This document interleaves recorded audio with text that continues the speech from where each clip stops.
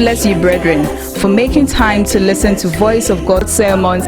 by Pastor Ebenezer Saki Osei Newman from the Seventh-day Adventist Church. Blessed is he who reads and those who hear the words of this prophecy and keep those things which are written in it, for the time is near.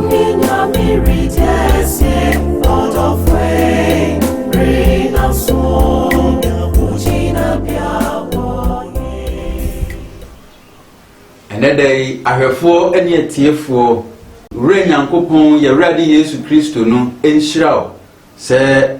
ode wafidie no atoha etie erade asem sere erade asundwe se emra woso na ne nhyira a ode man ne man no emra woso bra otie na asem abre ene abre bia ewo afidie so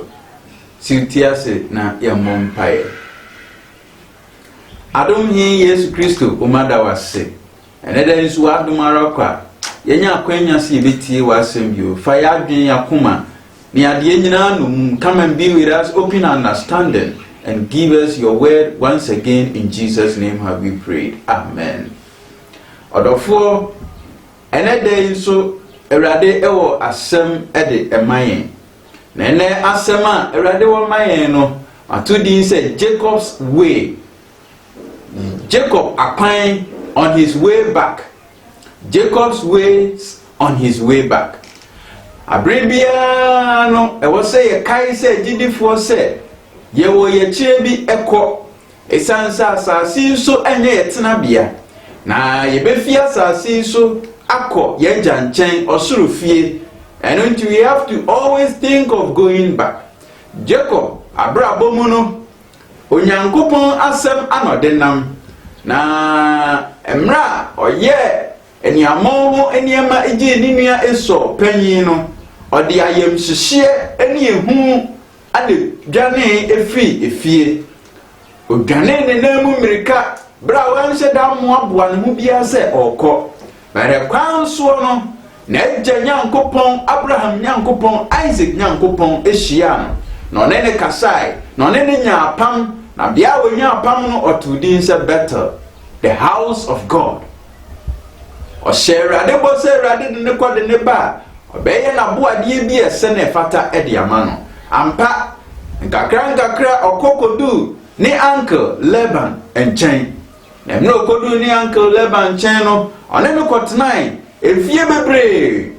o hawo ni amania na Jacob enemu no nanka obetimi aka se osan akonachi esan se odikan sonwe emfie son sanka ode pe Rahel aware nanso emfie son na ti no ne wo fa Laban ade amamre ebu ni kwasia se no yen kromo hadie yen man mu hadie so panyin mare ya oketwa enmare enunti na niba na muso ade tin a waware awie no nko bi oba na anima na Elia enye ne odono no anoware no ti onene uncle Kasai no ka se Rahel na maye adwuma ama na ne uncle no kire ne se send your person ware Rahel biodia Jesus san so mfie nson ena modo ne abotrenti Jacob esan so mfie nson na so mfie nson wie no saka Rahel na afia ka ajapade ni niema ode babo brahwe ne yire no mi eno nso osan so mfie ensia enunti Jacob edi mfie parapara 20 years ewo ni uncle nchen 20 years ni mu no onti ni nua ne nka onti ni maame nka onti ni papa nka emu ana ni maame edi wu ye bra wanhu ni maame na Jacob ekoso tena Laban nchen ede kusi se oti Awurade ne na mra oti Awurade ne no na ye mra edu se obesan akonachi enunti wo Genesis chapter 31 no onyankopon asem ekire se, and he heard the words of Laban's sons saying, Jacob has taken away all that was our father's, and of that which was our father's has he gotten all his glory.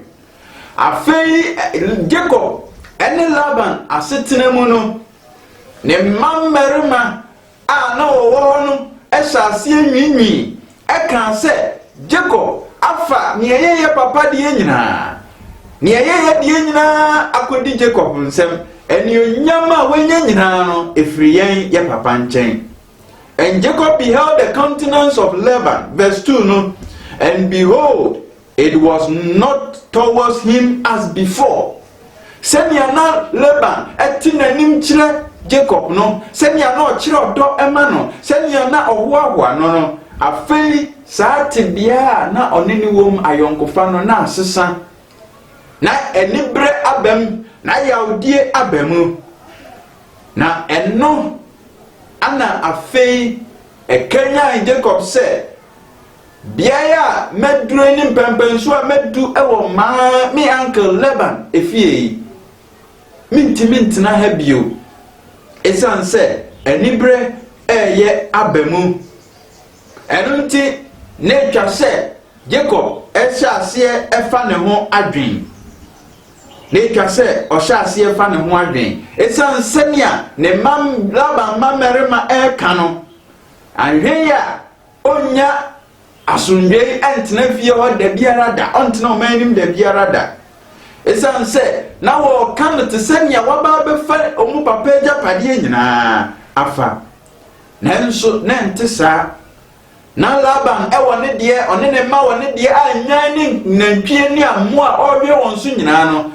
ne ɛyɛ wɔn papa deɛ no de ama ne ma mmɛmɛ a wɔn so wɔhwɛ soɔ nanso ne nyinaa mu no na ne ma mmɛmɛ ɛne bere Jacob deɛ a wanya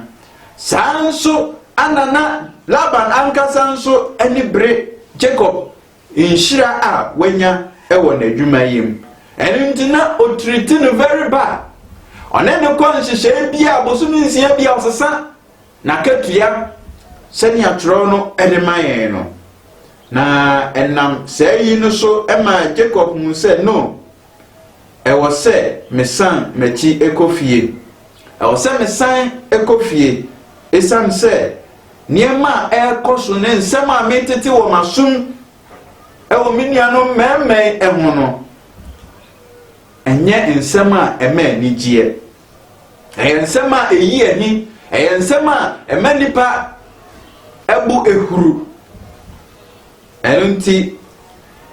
wei ɛma yɛte onyankopɔn asɛm a ɔka kyerɛ wɔ Ecclesiastes chapter 4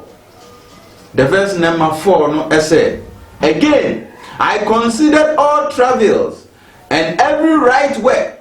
that for this a man is envied of his neighbor. This is also vanity and vexation of spirit.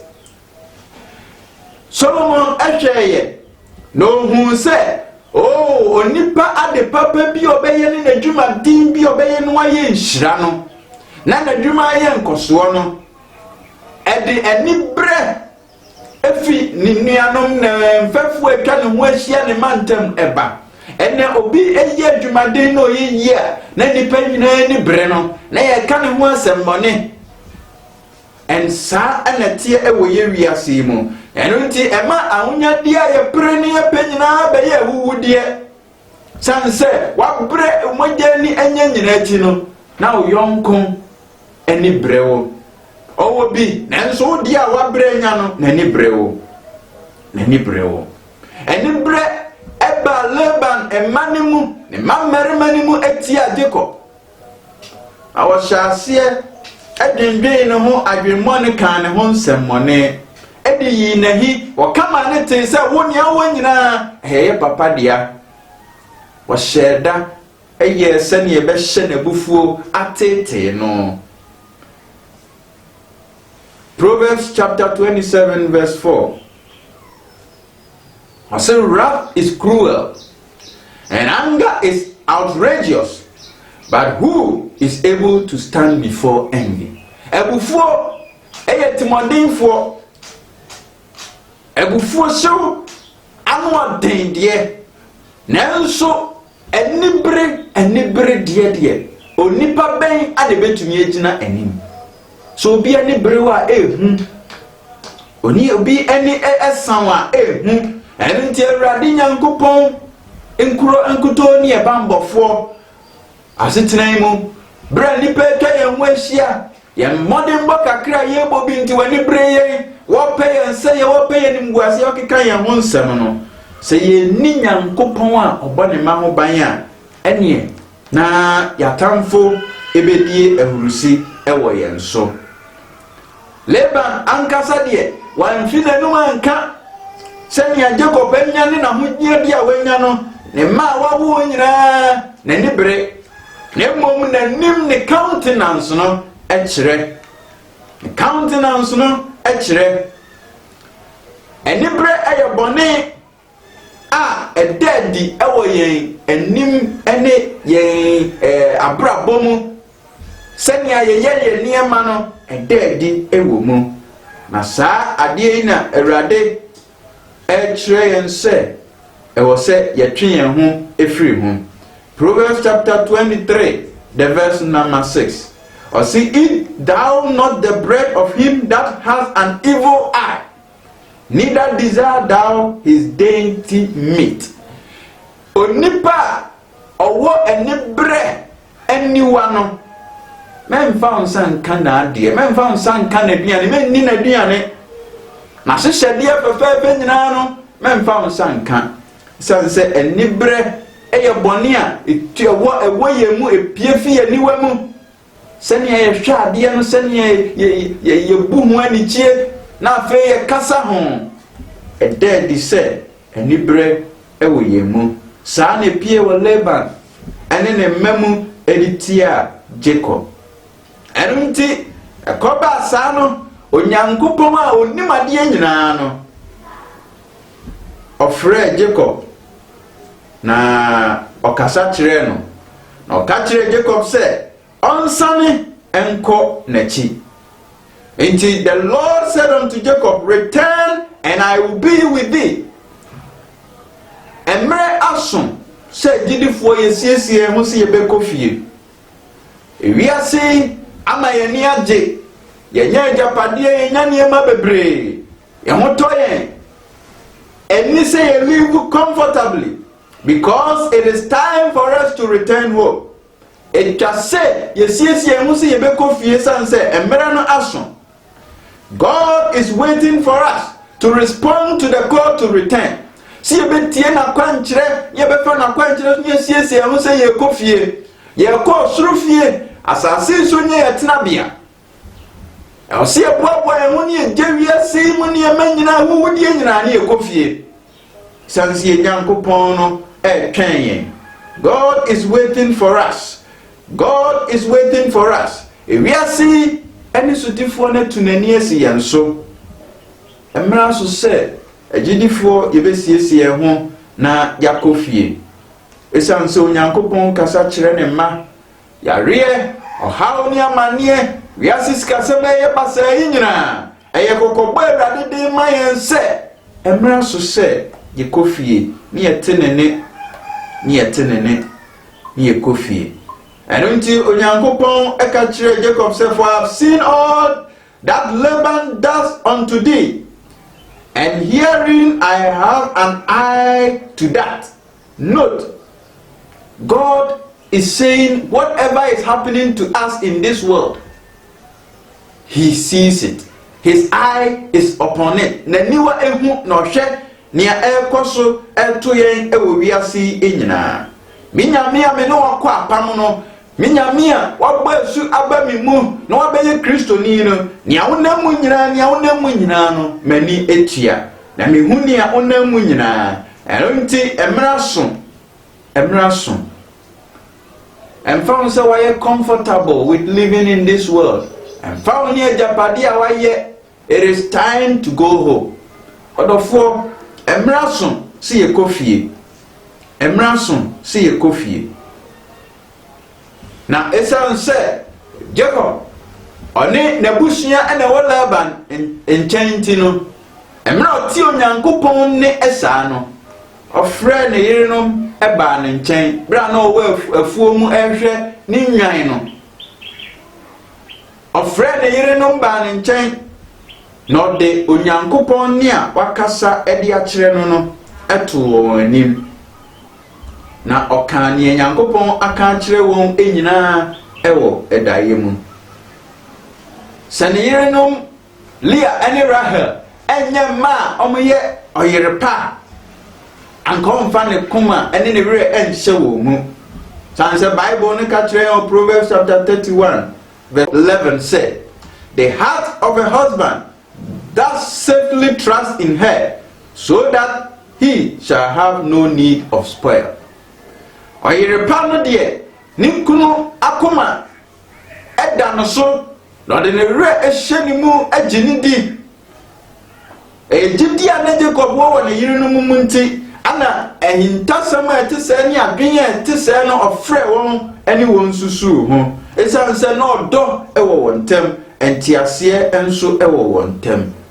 Na wɔsusu nea Onyankopɔn aka sɛ wɔnyɛ ɛno ho. Ɔdɔfoɔ, oni wabusua, mo dwen kwan a mo bɛfa so akɔ fie. Mo dwen kwan a mo bɛfa so akɔ heaven. Biaye Nyankopɔn asiesie ɛde ama menew emienu, ɛde ama adasama yɛde yɛ ho ato no so. Onyankopɔn ɛfrɛ wo ne wabusua nyinaa sɛ mmerɛ du sɛ mo siesie mo ho sɛ bɛkɔ fie. Adwuma a wɔyɛ wɔ asase so nyinaa Awurade se ɛwɔ sɛ osiesie ho sɛ wobɛkɔ fie. Nhyira a wɔnyɛ nyinaa mu no, prepare to go back. Go back home. Go back to where you belong. Ni Onyankopɔn ankasa asiesie ama. Nyame ewrem fie adwuma a wɔyɛ, nyame sompa a wosom ni wrem fie. In all this no anopɛ sɛ ɔde wokɔ fie wɔ anuonyam mu. Hebrews chapter 6 verse 10. For God is not unrighteous to forget your works and labor of love, which ye have shewed towards his name, and in that ye have ministered to the saints, and do minister. Onyankopɔn no ɔyɛ tirinini bɔne ni ne mu sɛ wadwuma a woyɛ ɔde bua nyame adwuma, ɔde bua nyame adwumayɛfo asɔfoɔ sɔre mpanyimfo asafoma ɔde bua wɔn ne werɛ bɛfi. Genesis chapter 31 verse 17. Then Jacob arose up and set his sons and his wife upon camel. Verse 18. And he carried away all his cattle and all his goods which he had gotten, the cattle of his getting which he had gotten in Paddan Aram, for to go to Isaac his father in the land of Canaan. And men so sorry, no ne ma enyina efa ne yen ono nkoa ne de wa ma nani amre Laban ejapade ni nantwie na funumu da bi ne ye ono ne de a waye adwuma nya for 6 years no eno nkoa ana Jacob efa ye na samre no na Laban so ne ma no e de won de ekọ adidie 3 days journey ahead. Enunti Jacob esan edwane ebio bra wankra ne uncle Laban so okọ esan se na eniwa a ode hwe no ene kasa ne ma eno ekafa ne ho no no suro se so kan se okra won se okọ a wanhwe a ne ye ne de nyina no wo begye afini nsem empo wo besi ne ho kwan se ma ne nkọ esan so hu se na wani ebre no na mpa na nhyira Awurade de ahyira Jacob no nso wani ebre no. Eno nti osimu ekoya wanka ehwe ankyere wo. Odofo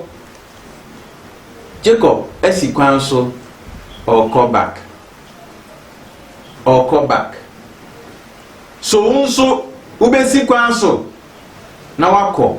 esanse emre du se ye nyina ye boaboa ye ho se ye fi edi efi asase so akọ osoro fie ye fi asase so ne ade nyame huhuo a ye tanom so mo nyina ne akọ osoro Nyankopɔn no enchen ne ye ne no akọtena. Emra Jacob ene na busua esi kwan so se wo kọ no 3 days later no Laban enya nkra ne se oh was Jacob one wo nananom ne wo ma ni nyina ni owo nyina ekọ watukọ na mra Laban ete saa no ehye na gufuo eye ne ya eno nti ofa ne dom ne na busuafo nyina di nachi se oti Jacob na ene so koto na ye beba na kuma mu bia no ode beye no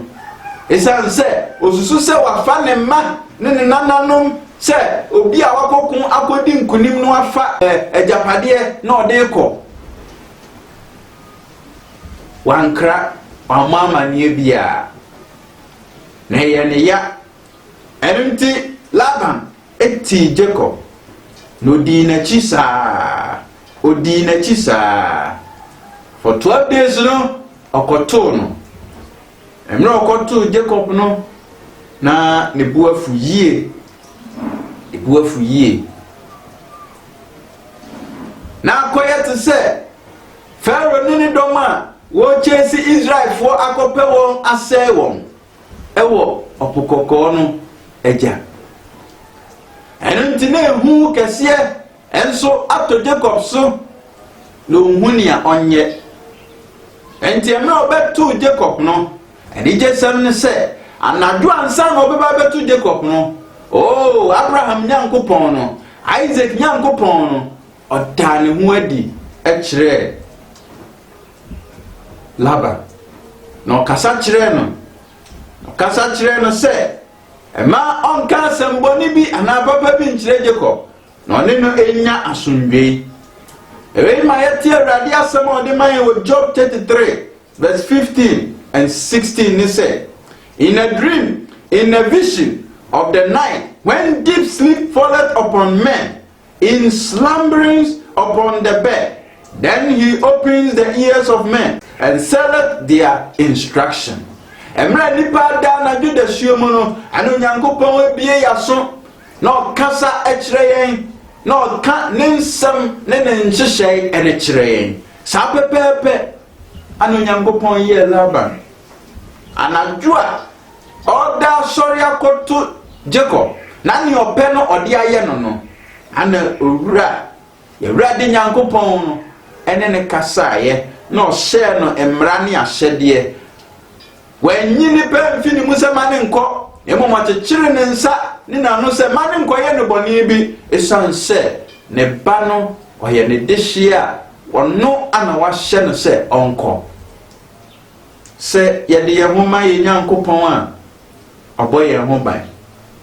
se ye gi Awurade nyankopon ni dia oboye ho ban na Awurade ya anwanwade bebre ewo ne ma wode wo ho ato no so na odi na kwankire so Israel for ewe Esther emre so bra Haman epesa nko betori Jewfo ni nyina ase no onyankopon fa anwanwa kwan so eyi Jewfo ni fi wa atamfo nsem na dua Haman epese wo be sen Mordekai wo so eno ana ye sen one na fie e wo so eno ne yekum one ne ma ne na yire na busu nyina ye den e wo so abri biara ode wo betu onyankopon so no twedi ampo onyankopon edi wo hu afofi emre enidaso nyina sa na ohaw no ayekese no empaibo emu no odomankuma nyame eyi ne hu adi ede bambo ene ogie sonkon eba enunti Esther ene ne manjiu enya won fa ahudie na bosomi a wose se anka won tori Jewfo no nyina aso no sa bosomi ne dana mu ana wose se Jewfo nyina nya won fa ahodie enkonye won ho hallelujah we ni onyankopon akwan a ode fa so etwitwaje ne ma erenti bra Jacob nanka Laban fi se wenya na wie no sa mre ni mu anu onyankopon da ne ho adi kire no okasa kire no na Laban ebeto Jacob no na wa bona osese ewo ho etwen sa de ebechi no atoa so ewo Gilead na Laban ene ne kasai na ne kasamu no pan ati ase se Jacob aden ana se wo kokura wo se samenyame enso edeko menyame verse 25 no say then Laban overtook Jacob. Now Jacob had pitched his tent in the mount And Laban was with his brethren pitched in the mount of Gilead. And Laban said to Jacob, What hast thou done, and that thou hast stolen away unaware to me, and carried away my daughters as captives, taken with the sword? Wherefore did thou flee away secretly, and steal away from me, and did not tell me, that I might have sent thee away with men, and with songs, and with tabrets, and with harps, and hast not suffered me to kiss my sons and my daughters? Thou hast now done foolishly in so doing. Nia Jacob, why ye no? Why ye? Why no kwasiemu? Sansen kenye radio ni mikasa ya. Kambetu we nyame pebia ana me de beye. But the God of your fathers spoke to me. He spoke to me. Na fei adan na me nso menyame a me som no no wasesa edekoi. Wasesa edekoi. Jacob enim se onfa nyame bia. Anunti okachire Laban se ni amewo ana me faaye mamfa wodie bia. Anunti se ufil se unyame bi wa ha me ma okwan hwehwe ni a obehu se unyame no wo nchen bia e ma no ntenase. Jacob no nim se ne yire Leah afa ne papa nyame. Beda hey adenti ana Rahel efa enyame no. So na Jacob enkyerɛkyerɛ no e ma ne hu se nyame bia otiase eni Israel nyame, Abraham nyame, Isaac nyame ono oye nyame okasa kyerɛ ne ma. Ojidie se na Jacob akyerɛkyerɛ. Na mra Jacob nyame etumi ni Laban ekasa ye no. Laban enyame no wantumi ne na nkasa. Wantumi ankyerɛ ne se yehye Rahel enkyɛn. Ɛno nti ɔhwehwɛ wanhu. Emre odu Rahel tent mu no ohwehwe ho ba bia be na Rahel di na nyame na ahyehye efurum ponko a oteso no eso oka kire ne papa se ema te bia mu na me wonti na me ntimi nsore no be nyame na ntumi ankasa se Rahel boa no te yeso so edonye mu odo wo ato nyame bia wontia no wonninsa wontumi nkasa wontumi njia. Hwe Laban arehuyi na fatu hofu esan se bra ono ani abrehwehwe ni nyame no ni nyame na ntimi ahwehwe no ni nyame na ntimi ne na nkasa odofo but Isaac nyankopon Jacob nyankopon de nyame one ne makasa empo wona wonyini nie no one won kasa no kire won ya wonye ne menti. Hallelujah. Say nyame ana menu mienu yesum no.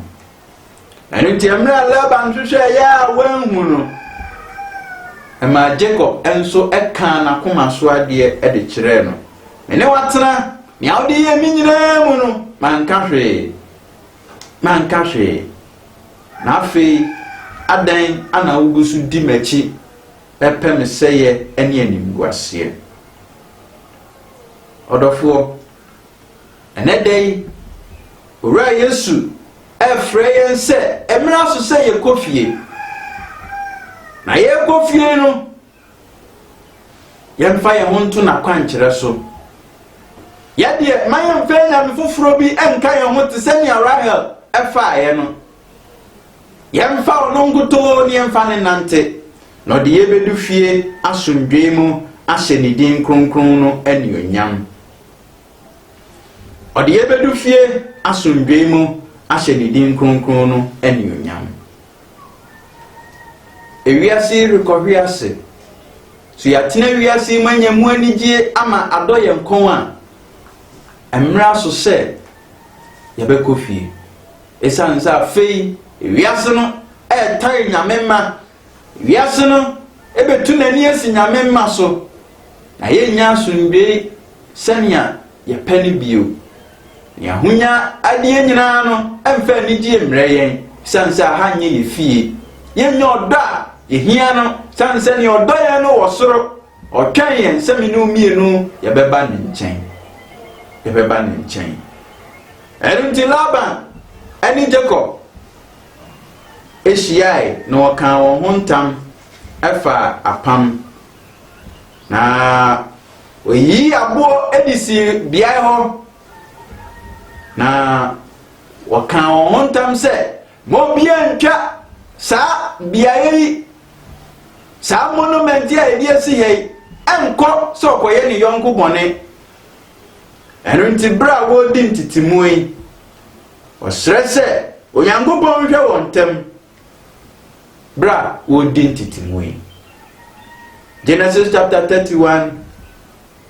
verse 49. Na saa bia no an wɔtu din sɛ Mespa. ɛno nti wɔka sɛ Mespa bere a yɛdi ntitimu yi ɔsoro Nyankopɔn no ɛnhwɛ yɛn ntam na ɔmɛnya apam yi ɛnya apam a ɛbɛtim sɛ yɛnyɛ yɛn ho bɔne bi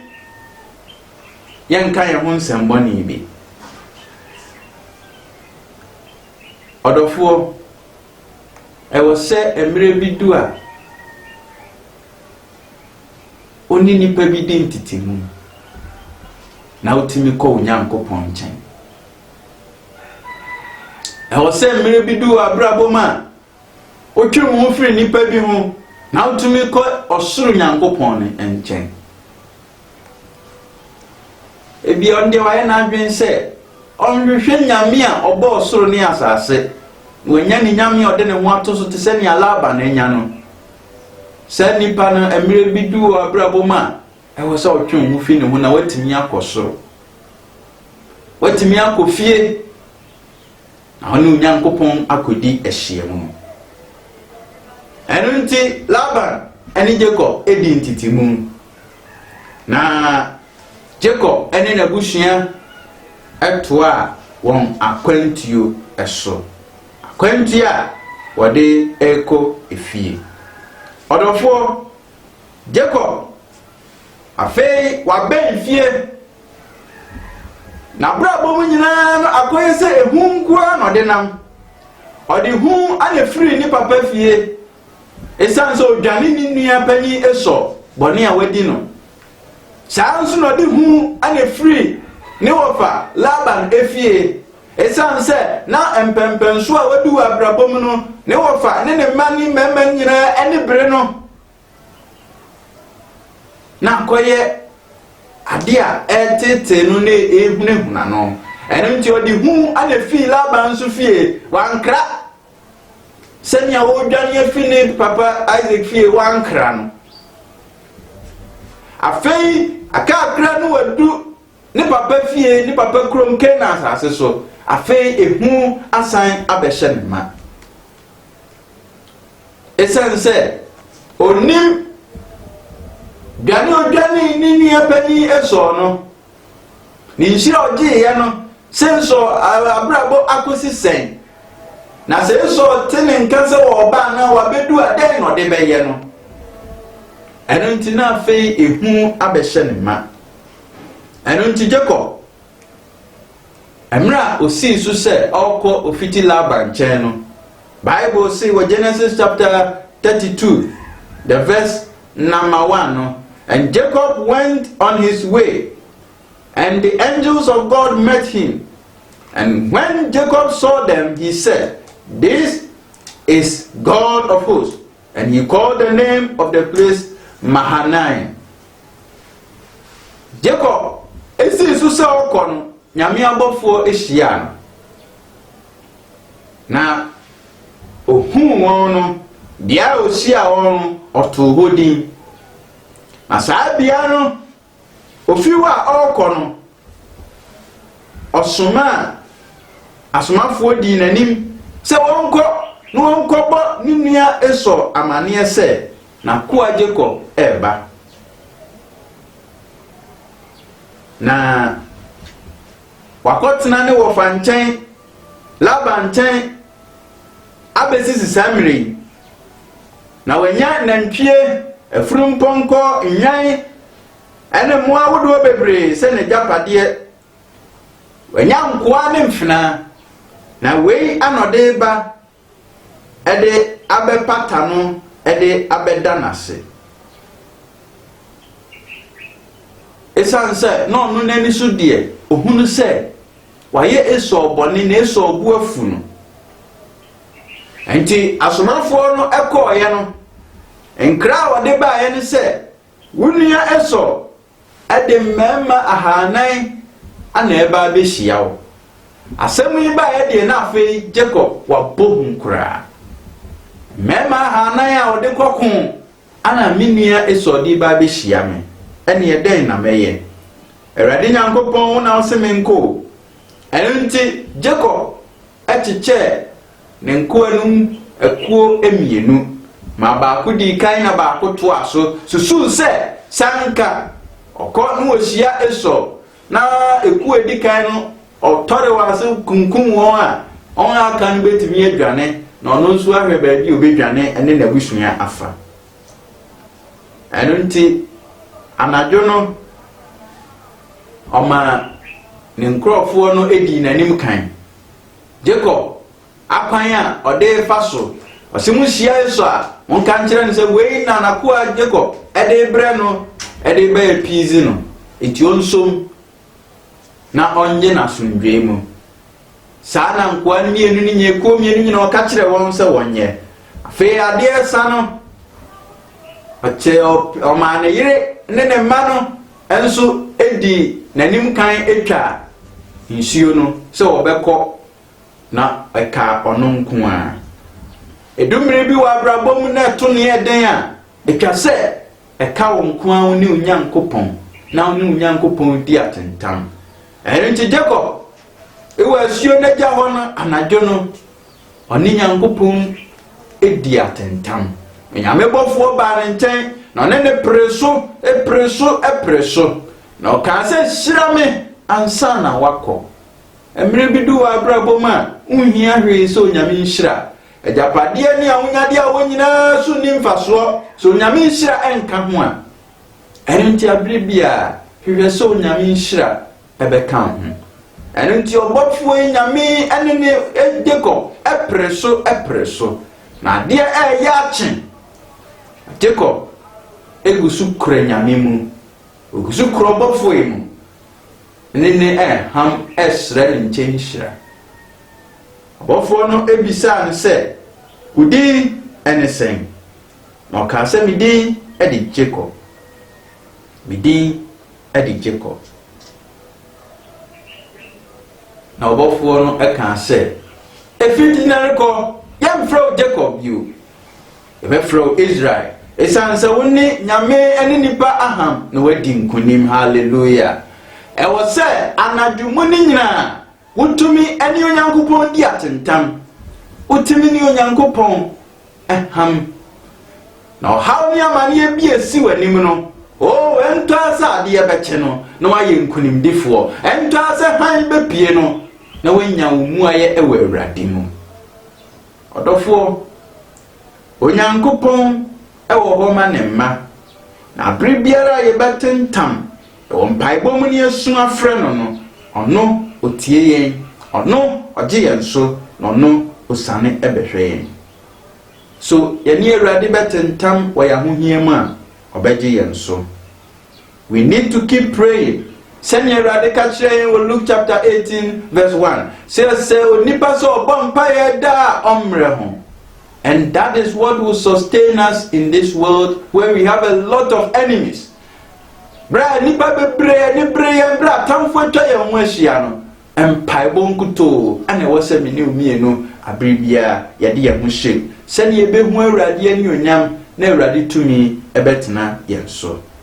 odofo Jacob akwan bra all konechi on his way back ohun se afeedie Awurade mra odi ama me no aso ewo se mesan ko machi so unso wa mu se ewo se osan ko wachi abraboy mu aha enya otena bia we all have to go back home to heaven osiesie ne ho osiesie na busua na osi kwan so won e wo so oni odi ntitimu no oni won di ntitimu wamfa bibiara anya ne dia ye ne dia nkuto Awurade dia dum ne nkuto Awurade dia tua de ka won adwuma de nkuto wama na ni amre opia bibi sabe pepe na wasami no mienu ye boy abrabo na fe hu a hye yensu nyina no ye nya rehemu se twedi ampo nyame a wo boy ndia frɛ no ɔne ye nam na ɔno a wahye ye mbɔ no omu ne bɔhyɛ so de biara da ɛno nti ato ne den abrabo mu a call on the promises of God Onyankopɔn bɔhyɛ ɔde ama wo no gyina so na fa bɔ mpaye ɔno no wahye sɛ ɔbɛka ho onyaw de biara da sɛ wona mesum ka bi bombo ɔne wo nenam when times are difficult times are challenging call on God's promises esan so ye ɔno ana wahye wo bɔ sɛ wo usufrɛ na ɔbɛgye wo so ɔse bisa no ɔde bɛma hwehwɛ na ɔbɛhu bom no bɛbio Onyankopɔn nyame a ɔkasa kyerɛ ne ma onam daye mu ne anisuade hu mu kasa kyerɛ ne ma ɛno nti eto ne den a sɛne ɔso Jacob daye no sɛne ɔkasa kyerɛ wo anisuade hu mu no saa na ɔbɛyɛ ama wo sɛ ɔde wo to no so yi a na ɔbɛdi ama wo empo mo atamfo no ɔpɛ sɛ ne nguase no wakasa kyerɛ wo wɔn daye mu watwe wɔn ho afi ho ɔdɔfo sɛ usiesie wo ho sɛ wobɛkɔ wachi akɔ Nyankopɔn nkyɛn nyame ɔde wo ba asase so bɛkɔ ne nkyɛn bɛkɔ ofie a He is ever prepared to guide you home. And found this any acquire no bia, and found your time for a bit too a God will lead you home safely. No be ball home by. Now time for beer walk on son, or be more in what for what can home. I'm a gumedie every mudie, what quent you every mudie. Acquire Jacob and Namso echo. Nechi. Nay, whom and I send a man. Na uncertainty na nso Nyankopɔn ɔka ne ho nti ɔde ne kodu asomdwee mu enedai sɛ onso benya gidie wo nyame mu na adɔ ho ato nyame so na wabɔ mpae abribia ɛkwan no so ehu de ɔsɛfo no di akidie ɔtetɛ yɛn ɔkwan so osiesie yɛn ɔkwan so de nanso asomdwee mu no yɛ mpae bɔ ɛne yɛn ho adi ato Awurade so nti no yɛbɛkɔ akodu fi asomdwee mu se Jacob etimi fi Laban chen ne wankan chen ko du Canaan asase so asundwe ma saa nso na yen so Awurade Nyankopɔn betimi aka yen ho ahwe yen abɔ yen ho ban awowa yen ade afi asase so akodu osoro fi asundwe mu ene de mempai bo se on your way back to heaven your decision to go back to heaven from now no twedi ampon na nyame Yesu Kristo wa frɛ yɛn sɛ yɛmbrɛ fie no ɔbɛbɔ ho ban ɔbɛwowa wo ɔbɛhyɛwden ɔbɛkasa kyerɛ ɔbɛma anisuade hu ɛne akwankyerɛ de kosi sɛ ubedu fie Kana fie ɛwɔ asomdwee mu ɔwura Nyankopɔn hyira wo ɔndom wo ɔwowa wo akwantu a yɛde kɔ ɔsoro mu sɛnea ɔwowa Jacob bra ɔsana kɔ n'akyi na agya fie ɛwɔ Jesus Christ di mu nti amen. God bless you for watching Voice of God Sermons. We believe you have been blessed by this message. Voice of God Sermons was brought to you by Ben B Media Production and eBest Hub. Please don't forget to subscribe. May the peace of God be with you till we meet again.